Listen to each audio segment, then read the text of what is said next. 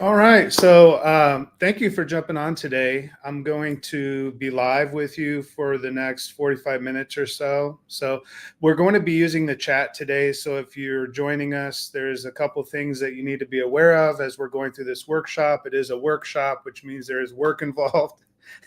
So if you're like, well, I just want to sit back and listen, that's totally cool too. If you're busy doing work, you just want to throw me on audio and I'll be in the background. And every once in a while, I might say, hey, don't miss this because there's certain things throughout this process I will talk about today that I think will be very crucial to your work if you're in any type of culture work, leadership development. Operationalizing culture is something that to me is a pretty fascinating conversation. A little bit of a history for me. I spent over 20 years in nonprofit work. I came into for-profit corporate work and found that there was a lot of opportunity to grow cultures of meaning and purpose, cultures that employees felt a sense of pride and connection to. And so I've embarked over the last over a decade now of building and helping others build cultures like that are fulfilling cultures that when you're done with work in the day, you can look back and say, you know what, I feel like that work had a good sense of meaning and there was a lot of purpose to what I did today. It wasn't just a bunch of tasks that I had to get done. I feel fulfilled in my work. And so I've been doing that work now for over a decade. So really about 3 decades of building culture in both nonprofit and for-profit work. I currently run Culture of Good. We're in the family of companies called Round Room. That includes the Cellular Connection and Wireless Zone. They're Verizon resellers, retail locations across the country. I think somewhere around 1,200 of those. And they run our programming every quarter, and it's operationalized. So one of the things that I've learned in the process of going from nonprofit work to for-profit work is how to build a culture that we can measure, that doesn't feel like it's something that's out of our control, but it's something that can be built by choice and not simply by chance. And that's something that I've learned. And so I'd like to share the components of that and kind of the architecture of what we're going to call the culture blueprint today. And so you're going to need a couple things. One is, if you'd like to, from time to time, I'll have a slide that has a prompt for you to throw something in the chat. Right now, if you'd like to kind of put your name and where you're listening in from or watching from, I'd love to kind of hear from you. If I don't respond in real time, it's because I am live. A lot of people record these ahead of time. I'm live with you right now. So whatever you're hearing is coming out of my mouth. Kind of scary, actually, in real time. And so I'm with you here. If you do put something in chat and I don't respond, that's why. I don't have anybody else on the team that's responding. So I'll respond after. So I do want you to be able to, if you're able and willing to share, again, who you are, where you're listening in from, what company, that type of thing.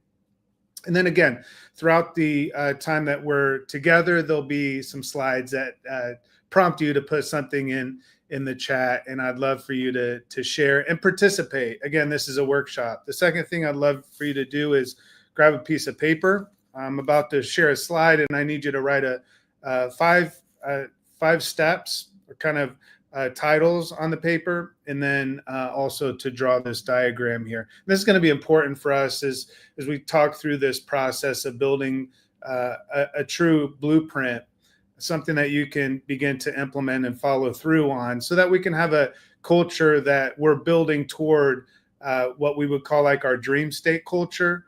So we have our current state. We know the components of what the current state entails. We're going to be going through some of that today. And then what is the dream state? So when we think about culture in general, we need a blueprint. We need to be able to have a strategy. So if you're taking notes, if you have a piece of paper, just write these 5 steps down. This is really kind of like a blueprint for a blueprint. So these are components of what a blueprint might include. You've got your site plan. We'll go through some of this in a moment. You have your foundation that we'll be looking at and considering. We have elevations. So projections of the elevations, what's the floor plan and details? So how are people going to be using this space, interacting, experiencing what we're building? In this case, it's our culture. And so therefore it's a culture blueprint and then a timeline. So everything has a time to it, right? So what steps we're going to take in the next 30, 60, 90 days. Because really, honestly, like part of this is about awareness. And so as we go through this today, you'll have some awareness around your culture, but also it's about what do I do in terms of taking action? How to begin to act upon the things that I'm learning.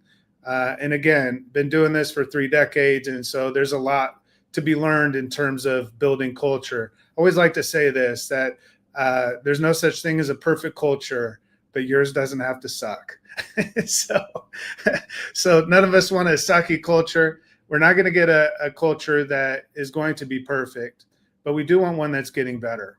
And so as we work toward culture, many times we get stuck because we don't have a plan. We know there's components of our culture that we would like to change and transform. We just don't know how to go about doing that.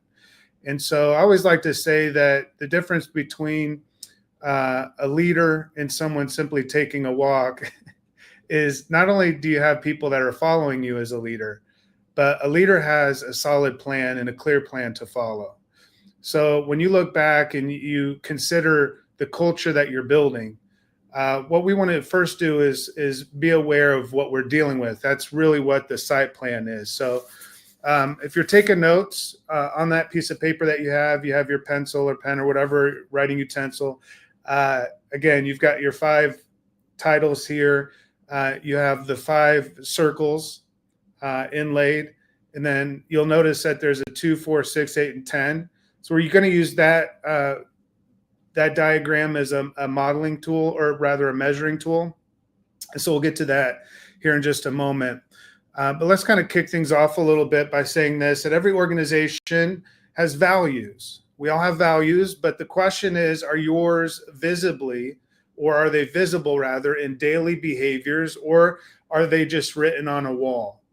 And so, I would say probably over the last 20 years, companies have gotten really good with vision statements, mission statements, and values. And so we've learned a lot about values, how to mine for values, how to discover what your company values are. So I want you to identify what your values are. And I want you to think about something as we kick off this workshop, that your values are observable behaviors, right? The consistent observable behaviors that I see within your organization, that's what your culture is. I always like to say it this way. Culture is how most people feel, believe, then behave most of the time. Doesn't start with behavior, but that's how we can measure it. That's how we see it.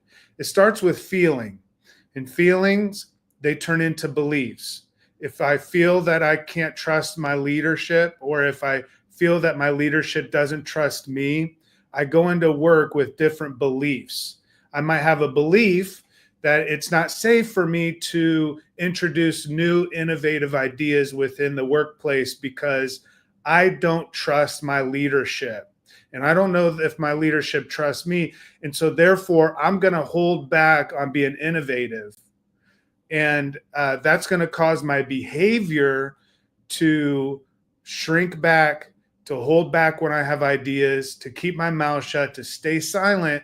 Why is that my behavior? That behavior started with a feeling. When we think about our values as an organization, if one of those values has anything to do with trust, since that's what our conversation is currently right now, building trust, right? Say that's what our value is stated on a wall. But if people don't see that lived out and acted on as observable behaviors daily by leadership, then that's not really our value, right? That's an ambitious idea. And values are more than just aspirational hopes and dreams for an organization to one day have trustworthy leadership. No, in order to have a value of trustworthy leadership, we have to have leaders behaving in a trustworthy way. We have to be building trust. We have to be giving trust to our team members, even before they can be trusted, so that they can live up to that. We have to trust that our employees can live up to us actually trusting them. And so every organization has values. We have our values, whether you have them stated on a wall or not. You have values, you have a vision, you have a mission, you have a culture. Whether you're able to define what that culture is or not, you have a culture. It's how most people are feeling, believing, and behaving most of the time. So when we think about a site plan, we're considering the environment. We're mapping out the environment. What are we working with currently? So this is what we need to be aware of. It's about context. It's where we're building culture and for whom. What we're working with in terms of our culture. And so we have to consider all the employees, the customers. When we're building culture, we're considering our local community. When we build our culture, we're considering different aspects of what the organization includes, different people dynamics. Who are the demographics of employees that we have? Who are the customers? What are we doing that matters to those people groups? How are we connecting to their passion and what they care most about? I think about a company like Patagonia that has community impact efforts that are with the national parks and caring for our parks and state parks and so forth. And so that's very resonant with their customer base and very resonant with the employees. And so they're building a culture around knowing who their people demographics are that they're serving and that work for them. And I think that's really important. What is the community expectations that your community has, and also that internal community as well?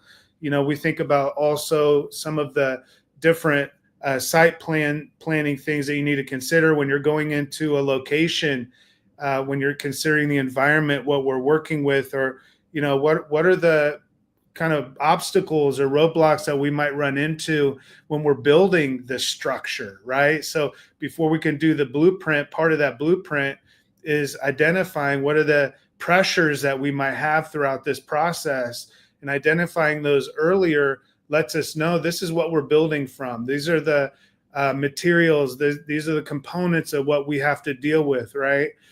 We've heard of large building projects being put on pause and on hold for a year or two before they can relocate one owl and their family in one tree in the middle of that. You're considering the whole site plan of everything, and you're thinking about, all right, who's our competition?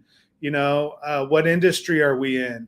What opportunities do we have to shine for our culture to really stand out based on the industry that we're in? Maybe we're in an industry that, a lot of the companies don't really care in our industry about giving back and doing good, or care about their culture, care about how their employees feel coming to work, and really putting employees first and people before profits. And what would that look like in our industry, and all those opportunities there. And so I want you to consider all that in the chat. And you can write this down on your piece of paper, or you can put it in the chat as well, and in the comment section.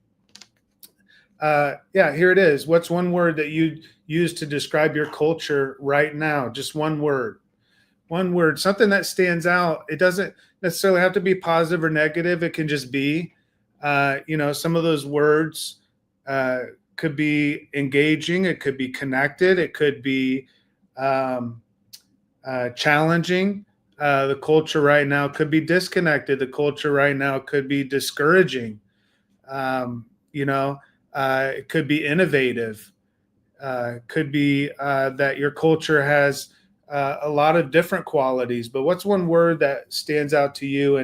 And I'd love for you to put that in the chat prompt or in the comments. If you're listening live on LinkedIn, or maybe you're catching us after this live recording, go ahead and still put in the comments. I'd love to hear your thoughts around how you would describe your culture in one word. I know that culture is really dynamic, so it's really hard sometimes to pinpoint one specific word that would describe the culture, but I think that's really important. We think about culture, the context of it's going to look different. So if you work in a hospital, that culture is going to look different than retail, right? Work with Wiley Metal, metal fabrication. I'll be doing a workshop for them tomorrow. Leadership development that we have going on with them, we've been doing for now over 12 months of leadership development, identifying emerging leaders. And this is something new within the scope of their work, and their industry is not, progressive in this way. And so they've really stood out, but they had to define, how to name their culture, dependent upon their workforce, the surrounding community, the leadership environment, all that shapes what kind of culture is even possible. And we had to go through that work and help to develop the culture that they have now, which is a culture that gives back and does good, a culture that's connected, a culture that's developing employees and making an impact for their families. And, they've really taken on this culture idea as something that is a doable challenge. It's something that can be taken on and measured, and through being intentional, we can really work together to make a culture that most people, if not everybody, can be proud to work there. And that's really what we want, right? We want people that are working for us to at least, maybe they don't love what they have to do that day, but at least they know that what they're doing contributes to a greater why and a greater impact. And that's that culture work that they're doing at Wiley. And that's been a great example of a culture of good journey of what it looks like to start without a real strong set of, descript values and a mission or impact statement, and how they want to make an impact on their community, and having a operationalized way of doing this work. And I think that's really important. So what's one word you would use to describe your culture currently right now? Let's talk about the importance of leadership when it comes to culture, and then we're going to get into using that tool, and that's going to help you to create the blueprint. We're still in the site planning, so when we think about the environment we're working with, one of the first things that we have to consider when building a culture is, what is our culture of leadership look like? Do we have a lot of bosses running around? Are they a bunch of micromanagers? Or do we have a strong leadership culture? Do we have a culture where leaders care about their team members?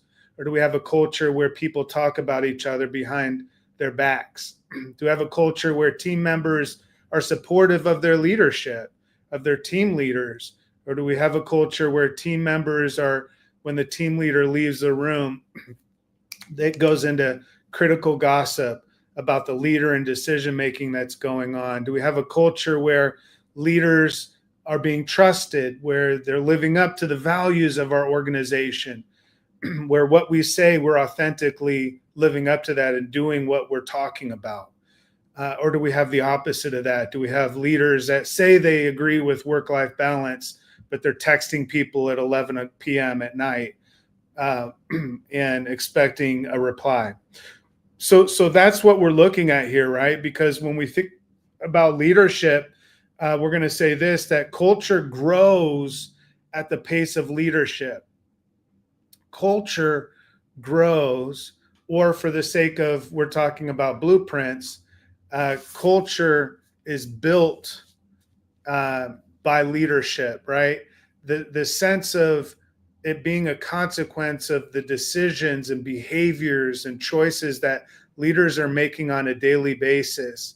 And I like to think about leaders as all of us, but two main core groups are dynamics of leadership within an organization that I believe have the most impact on the culture. And that's going to be the executive C-suite level, right? Through your vice presidents and those that have authority and can make one decision or have one behavior, and it have cultural implications that have ripple effects. Or The other group just has just as much of an impact, if not more, is your middle management. So these are your team leaders. And obviously the third group is going to be your frontline workforce, right? Those that are customer facing, very important. But if there's a breakdown anywhere within that middle management, middle leadership level, your team leaders, if they're not bought in and living this out, if they're not growing, if they're not living this out, then obviously that's where your breakdown is. If you're wondering, where's our leadership off course? Where are we getting off course? Where are we losing sight or course and direction? It's going to be in that middle management group.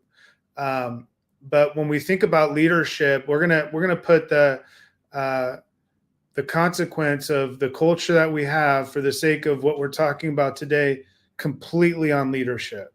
100% full stop. And although culture is not just a top-down effort, it's everybody's owning it and it's everybody's effort.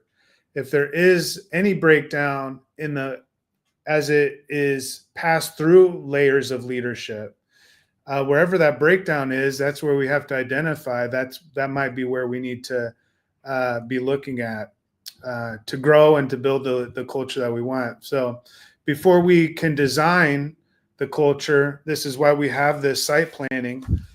We need to understand what exists today. So where are we? So again, the first prompt was, what is it that is in our culture? That's one of the values, or maybe a way that we would describe our culture today. It could be lost. It could be wandering, or it could be highly engaging and exciting, right? Wherever you are in your culture today, let's understand that that's where we're starting from, and that's the point.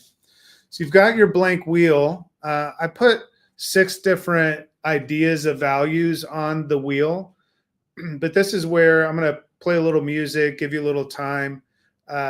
Again, if you're just jumping on, we want you to have this wheel drawn on a piece of paper. So as you're doing that, I'm going to share something here in a moment. And then what I want you to do on that wheel, you've got the 5 circles. So you also have the numbers, the inner circle. Most inner circle is 2, 4, 6, 8, and 10, much like a dartboard. And then I want you to put your values around the outside edge of that, much like a wheel. This is what we would call like a culture wheel of well-being. And this is how we're going to measure our cultures, based on our values, but we're going to do it objectively as much as we can. Because as we talk about culture, much of culture is subjective, because it starts with feeling again. Remember, feeling turns into beliefs, and then beliefs turn into behavior. Behavior is a more objective way of measuring culture, but we can also talk about how we feel about it, right? So we could say something simple like, on a scale of 1 to 10, how engaging do I feel that my leadership is with me on a daily basis? That's how we feel. Now, that feeling is going to turn into behavior. But if we were to change that measurement to my leader, my team leader checks in with me 2 to 3 times a week and asks me how I'm doing, that's an observable behavior, right? So rather than measuring how I feel, I'm measuring something that I can observably see, right? It's behavior I can observe. I know it's happening. I can prove it, right? So that's how we go from measuring culture from being something that's subjective to measuring culture that's objective. So we've got this wheel, 2 to 10, and then you have your however many values. And just as a side note, I would encourage you to have no more than 6. And I put 6 here, but I would probably have even less than that in terms of a good practice and thinking of how many of these will my employees actually remember, and how can they be relevant in their daily work, rather than I just need to keep adding to our list of values so we can say this is what we hope to be one day. Again, values aren't aspirational, they're literal observable behaviors, right? So as you're doing that, I want as you're making that diagram and that tool, I want you to be aware of something that's coming up. We have our 2026 Community Impact Awards. Applications, it says, is opening September. We haven't opened those up just yet. That's going to be opening very soon in the next week, where you can pay and register your company for Community Impact Awards, where we recognize businesses that care about their communities. So obviously national recognition. We have companies all across the country that apply. Elevate your brand and story, inspire others to make an impact. Most everybody that applies wins, although it's not a pay to play. You do have to pay for these awards. Most everybody, like I said, wins because those that apply typically are doing good. And so we have a lot of conversations with companies that say, you know what, we're going to wait. I'm not going to apply this year. So that's how we kind of vet companies. But if you're a company that cares about doing good in your community, having an impact, make sure that you go on cultureofgood.com, learn more about that. We have a fact page and a way for you to nominate your company, and then we'll reach out and when the applications open up for you to apply. All right. So you've got the wheel. You've written the values around the spokes. Now what I'd like you to do is I'd want you to rate each value from 1 to 10, 1 being it's absent, to 10 being very observable or daily, observing on a daily basis, right? So seeing it constantly.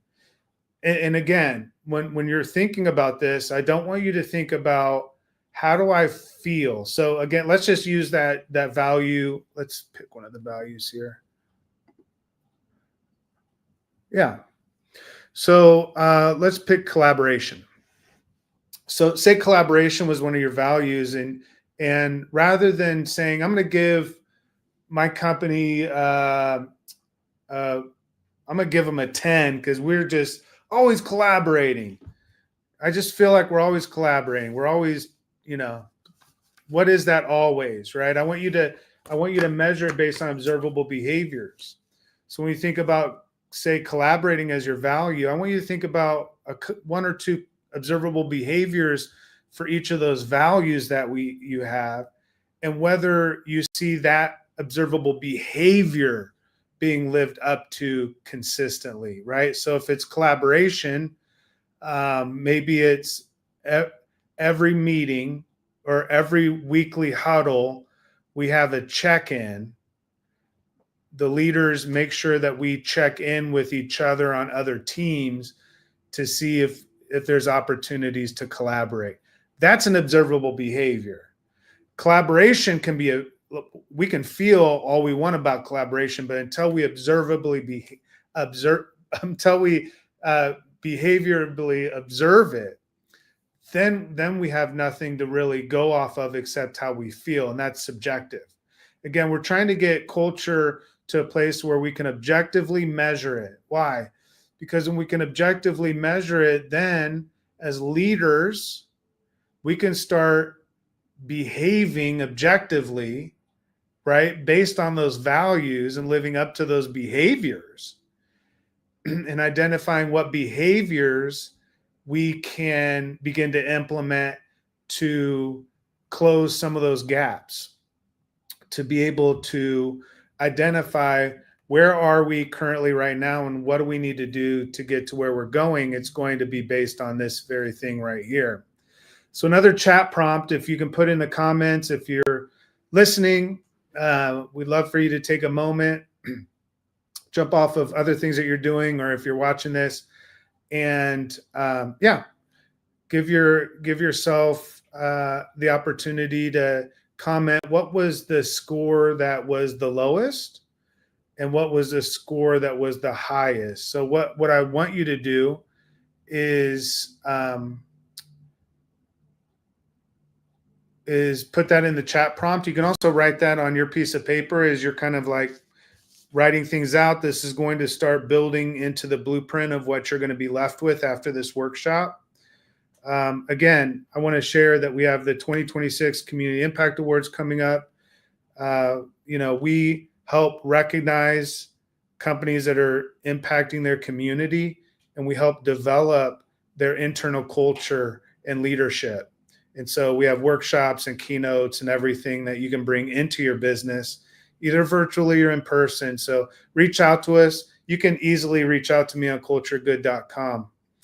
So you've got your lowest value and your highest value written down.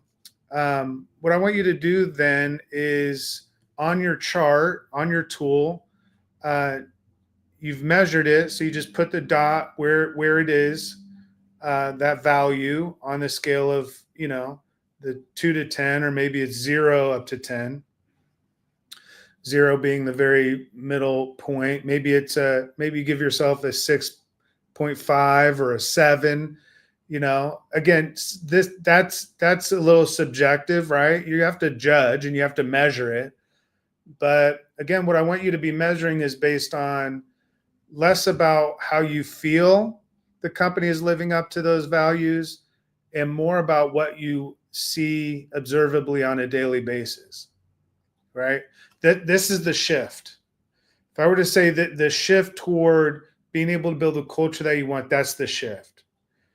Being able to measure the culture more than just your satisfaction survey that's sent out. This is the way to do it. So I want you to notice, for me, if I were to say, based on this measurement, our lowest culture quality here, value rather, observably, is going to be transparency. And our highest is appreciation. So we may not be as transparent about what's going on in the organization. We keep things close to our chest. Leadership doesn't share a whole lot. We've heard that being a complaint, but that's just really what our culture is. And that's how our CEO is. And that's how we're taught to be, right? So we kind of go along with that. And I'm just using this as an example. I'm not suggesting that's what culture of good is like. And then we have appreciation as being something that's very highly connected and a value that I see being lived out on a daily basis consistently. It's constant, Bill, even this morning, an example would be that during our huddle, Bill gave a shout out to Sally, right? James gave a shout out to Sally and said, hey, Sally did a great job, stayed an extra 30 minutes last Thursday and helped out the team. So I see shout outs happening, right? So those are observable behaviors that I can start to measure the culture by. So you've got your lowest and you got your highest.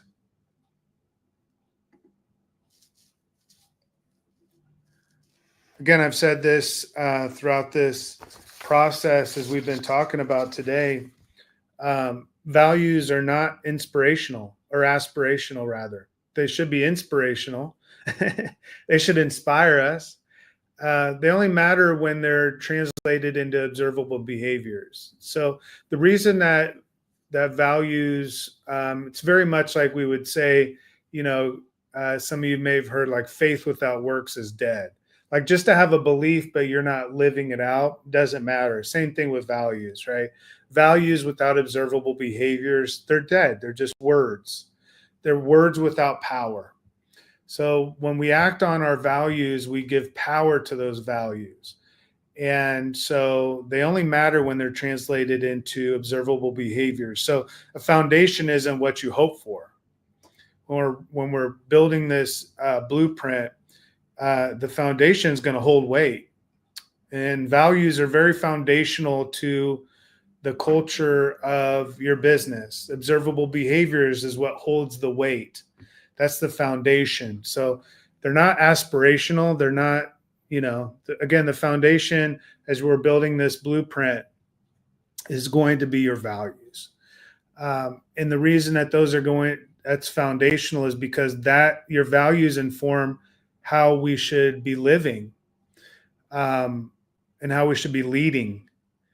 And if you don't have that, then we're left without direction. We're left without a sense of purpose. And we don't have those insights that tell us how to treat each other and how to treat our customers and how to treat our community. And so these things are really important to understanding that they're very foundational.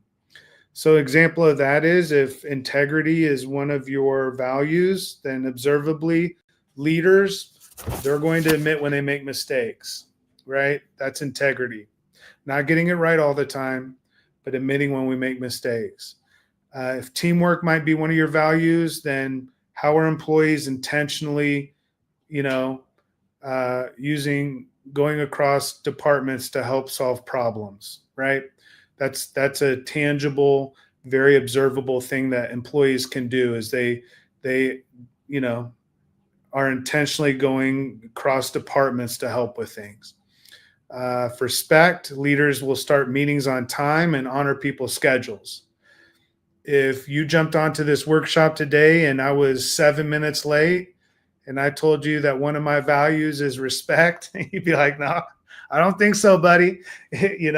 Why? Because you didn't observe it. In other words, actions speak louder than values stated. And so that's what we're doing. We're looking at ways to begin to implement.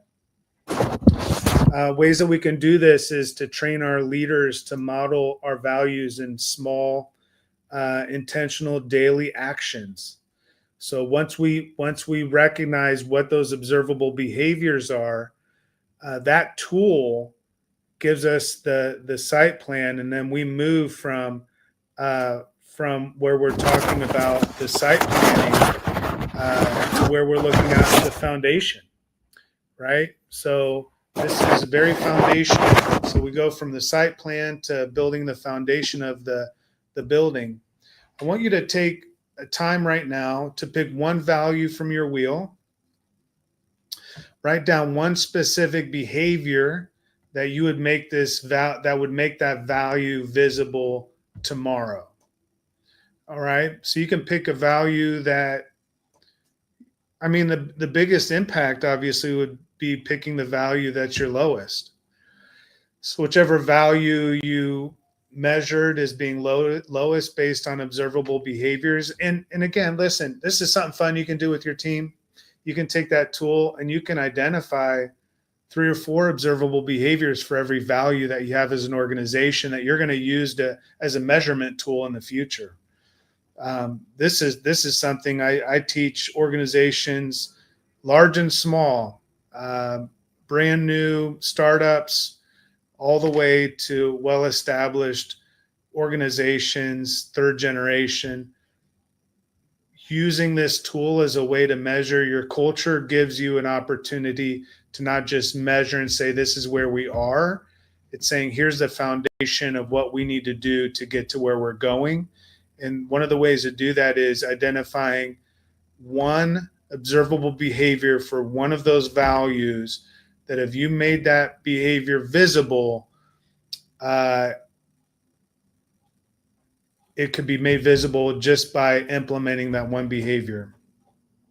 So in chat, this is the prompt. What behavior did you choose? And share an example of that. So I'm going to give you an opportunity to do that.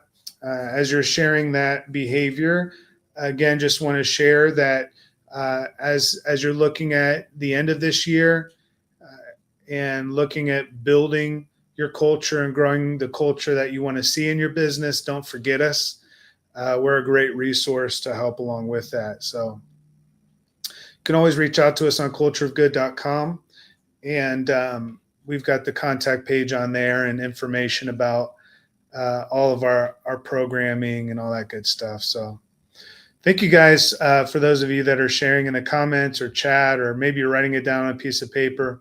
Appreciate you guys being here today for this. We've got about 15 minutes or so left. We're going to finish this up. So if you can't picture your culture, guess what? You'll never build it. It requires a clear rendering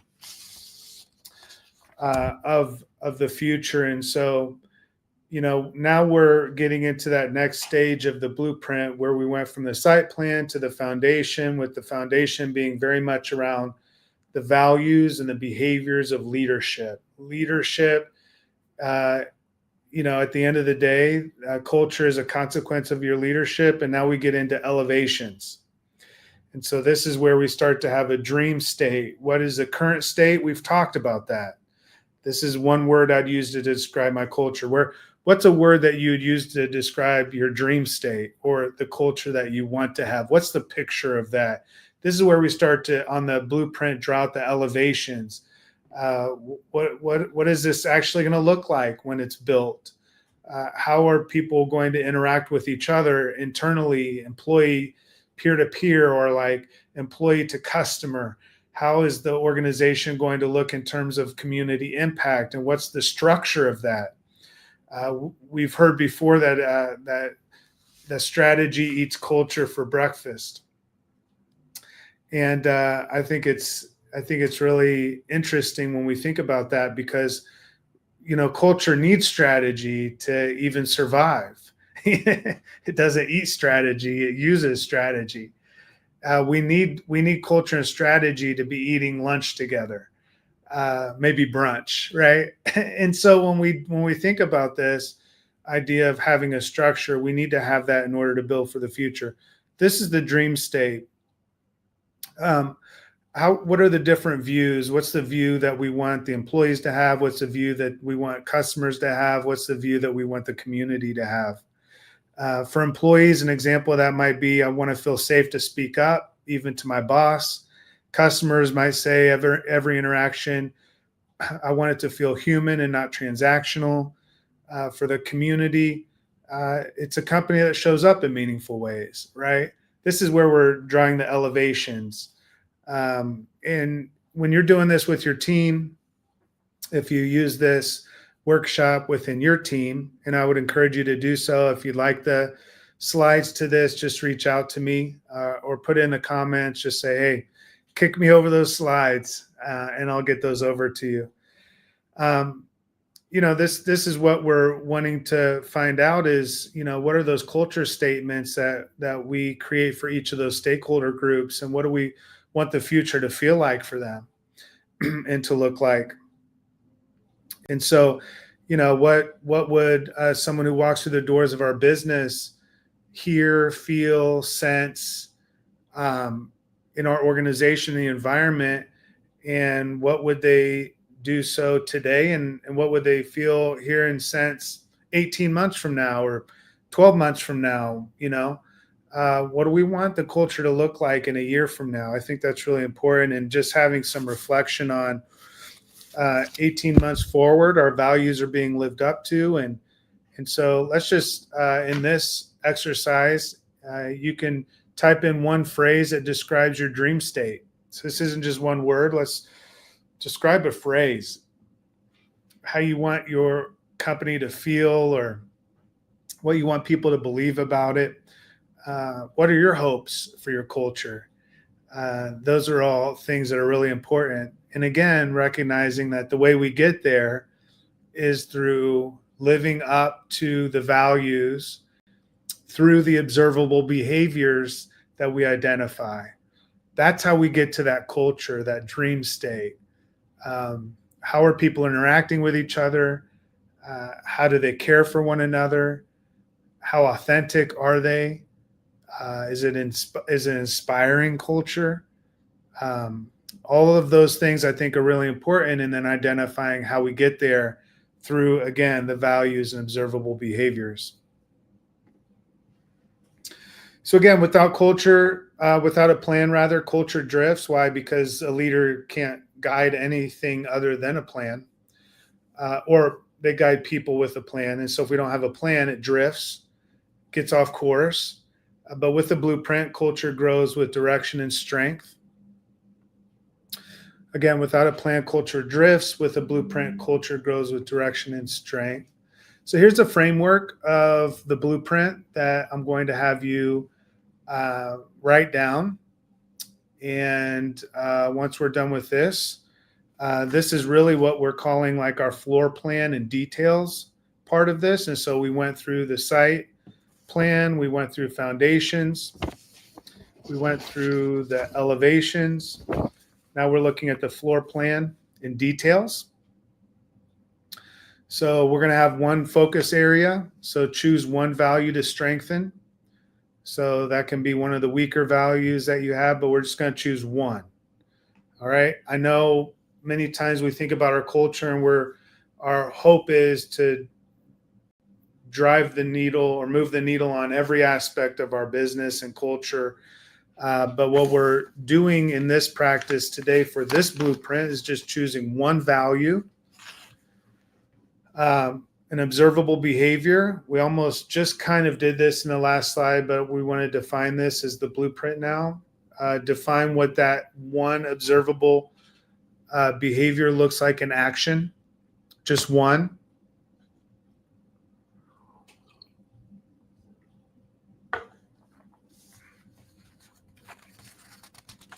This is very uncomplicated. This is very practical, and it should be very actionable. So you have your observable behavior. The one focus area is your value. What's one observable behavior? Now I want you to stick that observable behavior into a 90-day plan. So what is one leadership shift, one team rhythm, and one quick win? All right. So what is one leadership shift? What is one team rhythm? And what is one quick win? Give you an example of this. If your value is accountability, the behavior that you're wanting to drive is that team members own the mistakes without blame. So team members are owning the mistakes without blame. That's the observable behavior. What the leadership shift is going to be, managers go first in admitting mistakes and misses, right? Again, leaders behaving based on the values is the foundation that holds the weight of your culture. So team members are owning the mistakes without blame. Leadership shift, managers are going first without actually admitting their mistakes. The team rhythm is that weekly huddles are going to happen where commitments are shared. And a quick win could be, we're going to recognize accountability moments publicly, where we say, hey, I just want to shout out James because he held himself accountable to such and such that happened yesterday, and just want to give him a shout out for that. What are we doing? We're recognizing and acknowledging that behavior. What are we doing? We're turning the behavior into a habit, right? So the 90-day plan is finding a rhythm to this. What is something that can happen on a weekly basis where we can begin to implement this behavior, whether it's in a meeting or whether it's a huddle, whether it's a virtual thing or in person, identifying how we're going to drive that behavior and what commitments we're going to make toward that for a 90-day plan. What we're going to do is during those 90 days, we're going to want to see a difference and an impact so that when we go back to that tool, that measurement tool, our accountability goes from being a 6 to a 7. We're not looking at taking it from a 3 to a 10 in the next month. If you measure it from a 3 to a 10, that's not how culture is built. Culture takes time. So we're looking at we're moving it from a 3 to a 4 over the next couple months.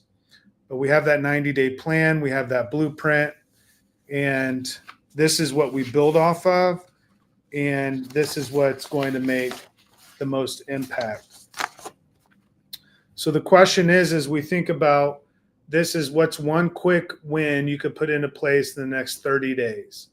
What's one quick win? Again, if it's accountability, it could be the quick win is identifying when someone's accountable, recognizing that person publicly. That's a quick win.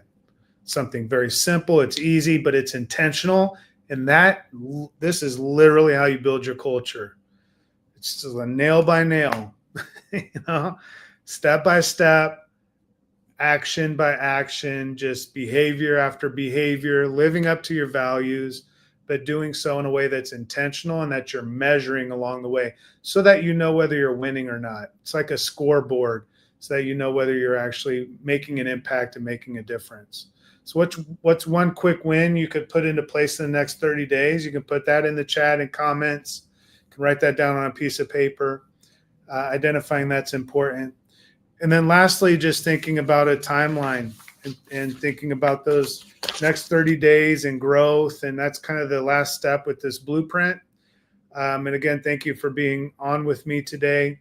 But the question I leave with you today is, if your culture grows at the pace of leadership, what pace will yours start growing today? And if you're like, you know what, Ryan, I think we could take on 2 or 3 of these values and identify 2 or 3 observable behaviors and begin to implement this blueprint based on the next 90 days of identifying what's one leadership shift, what's a or leadership commitment, what's a team shift, and then overall, as we said, what is going to be that observable behavior that's identified within the organization.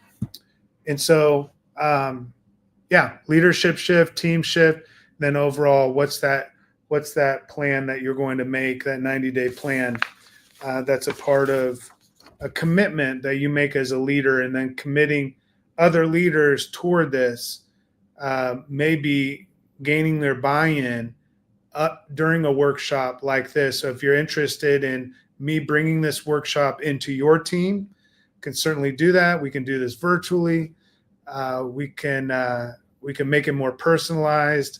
We can have your values already on that chart. We can work through observable behaviors as a group, and then make team commitments toward the future, toward what are we going to shift and what are we going to behaviorally do, and making a commitment toward not the current state culture, but what's our dream state culture. So again, thank you so much for being with me today and for joining me in this workshop, The Culture Blueprint. Again, if you want any information about our services, how we help to develop culture and leaders, and how we help to recognize companies that are making a positive impact on their community, just jump on cultureofgood.com. You can find us also on all the social media, LinkedIn, Facebook, Instagram, all the good stuff. So again, thank you so much. And I love, if you're a leader in this space at all, I'd love to connect with you personally. We can do that on LinkedIn, or you can reach out to me on cultureofgood.com. Thank you guys so much. I'll give you back about 7 minutes of your day. Hope to talk to all of you at some time in the future, and have a great rest of your week.